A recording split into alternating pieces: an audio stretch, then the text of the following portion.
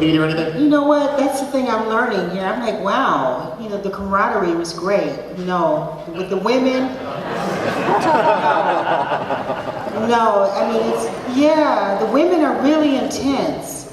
And, you know, I think to this day, even, I think the thing like with Iris, for example, when I was Miss Olympia and she was competing and trying to take the title, we didn't get to know each other. And after I retired, I had somewhat of a, you know, an attitude, a little bit of, you know, because here it is, she's from Michigan, I'm from Michigan. You know, she's African American, I'm an African American, and just never got to know each other. But I knew, I said, when she wins that title, she wants it so bad, at one point, we're going to have something in common. She's going to really like, we need to talk. And we're not at that place. You know, so I've been, especially since she just won her 8th Miss Olympia and tied my record. You know, yeah, this time we do need to talk. But no, the women, we're intense. We are very intense. And you can see it when you know, in bikini and figure, and I'm just intense. No. If you were to talk to Iris today, would you advise for her to start taking vitamin A? Well, I don't think she needs to take vitamin A. Probably got enough vitamins. I mean, you know, the thing that like I said, I respect Iris for her approach, and what I came to learn and what I understand is my background is different from Iris. I was a cheerleader in high school, all through college, professional cheerleader. Iris, that's not who she is, you know. And so at first I had a serious attitude about her approach, because when you win the Miss Olympia, I feel like you have a responsibility.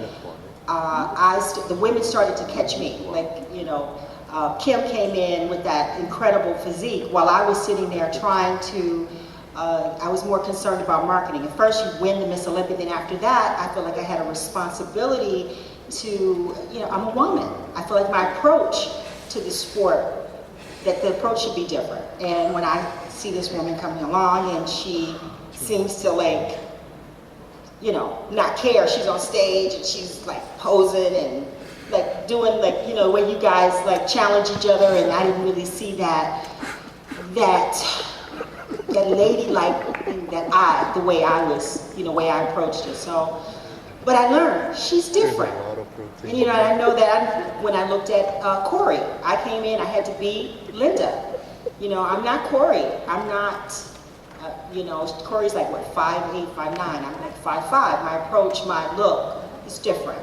I shouldn't expect to be like on 20,000 covers, you know.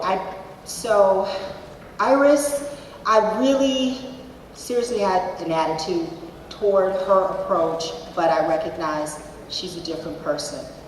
And so that's why I say I do respect her for what she's doing. You know, however, I know that, you know, when you look at the categories, women now, they have a choice. Like for me, if I looked and I saw the current Miss Olympia, I probably would want to be a physique competitor, to be honest. However, there are women that's what they want. They want to be, so, you know, to have that look. So to each his own. Do you think, just to follow up on that, Lenda, do you think there's maybe just a small bit of resentment there? I mean, you graced a lot of covers in your time. Muscle and Fitness, a lot of the ladies covers, Flex Magazine back in the day. You know, do you think there's maybe just a little bit of resentment there that obviously none of the current women bodybuilders of probably the last 10 years have been on a cover? And obviously the women's magazines kind of went the wayside, but do you feel that might be the case to some degree? What, with Iris? Yeah, just with, well, not just Iris, but I mean any of the top female bodybuilders of today and of the last 10 years. I mean, you were kind of a whole different area. Like I say, you kind of, you know, you brought the muscle, but you also brought that feminine package, right, which I think a lot of people would like to see a return to. Yeah. Well, it's still possible for a female bodybuilder to be on the cover. I think that, you know, like you guys are talking, it's up to the individual bodybuilder to present a package that's complete, you know. And if you start to go in a direction that's not attractive. When you're on the cover, covers have to sell, period. End of story. So if you're not, if you have an athletic, I might say that's your athletic look, but it's about marketable. It's about being marketable, period.